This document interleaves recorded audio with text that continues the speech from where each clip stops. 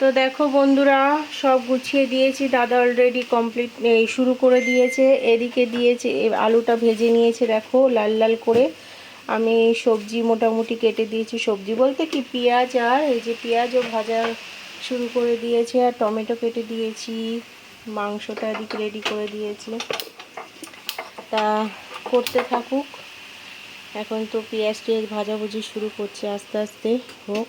10টা তো অলরেডি, বাবা 11টা বাজতে যায়, জানি না কখন শেষ হবে। কষিয়ে তারপরে ইসে দেবে, প্রেশার কুকারে হয়ে যাবে মটন। তো দেখতে থাকো। তো দেখো দাদা মশলাটা রেডি করছে, মশলাটা হবে, তার পরে কিন্তু মটনটা দেবে ওর মধ্যে। এখন কিন্তু মটন দেবে না, এখনো হয়নি মশলা। আর এদিকে আমার ভাতও হয়ে গেছে,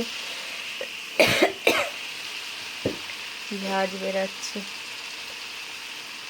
তো হতে থাক, আর তোমাদের সঙ্গে একটু একটু শেয়ার করতে থাকি।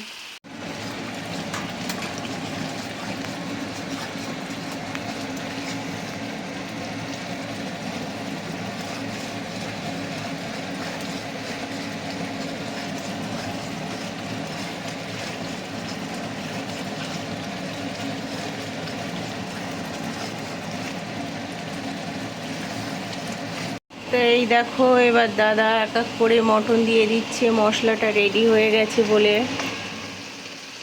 সুন্দর করে মশলাটা আগে করে নিয়েছে, করে নেওয়ার পরে এই যে মটনগুলো দিচ্ছে।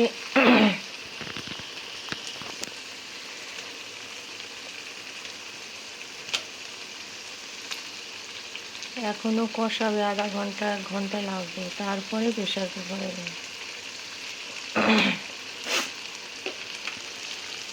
তা হতে থাক। দেখো মোটামুটি কষানো হয়ে গেছে, বলছে। এবার দাদা দিকে দেখো আবার গানও চালিয়েছে, বুঝেছো? এইসব গান চালায় আর এই রান্না করে, এই মান্নাদের গান। কষানো হয়ে গেছে, আর এবার জল দিয়ে দেবে, প্রেশার কুকারে দিয়ে দেবে। তারপরে নামানোর পরে তোমাদেরকে আবার দেখাবো। তো এই যে দেখো প্রেশার কুকারে দিয়ে দিয়েছে। ঠিকঠাক জল দিয়েছে তো? জানি না, খোলো দেখি, খোলো।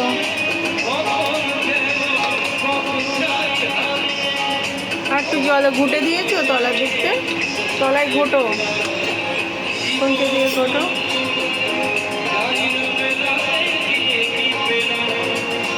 ধরা লাগবে, ও লেগেছে।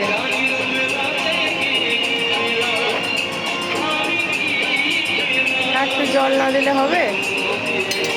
হ্যাঁ,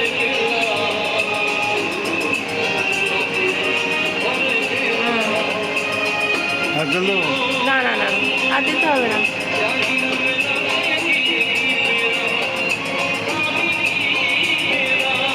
তারপরে কি করলো বলো তো দাদা, প্রেশার কুকার থেকে নামিয়ে আবার কড়াই দিল, কারণ একটু ঝোলটা মারবে। আর হচ্ছে তোমার ওই গরম মশলা দিয়ে স্টিমে বসিয়ে রাখবে 5 মিনিট, তার জন্য। তো তারপরে দেখো দেখতে ঠিক এমন হয়েছিল। তো ঝোলটা একটু মারাই হচ্ছিল, বেশ খানিকটা ঝোল ছিল। আমার বর তো ঝোল পছন্দ করে না, তার জন্য একটু গ্যাসের উপরে বসিয়ে ঝোলটা মারা হচ্ছিল। তারপরে তোমার খেতে কিন্তু দারুণ টেস্ট হয়েছিল। তো টাটা।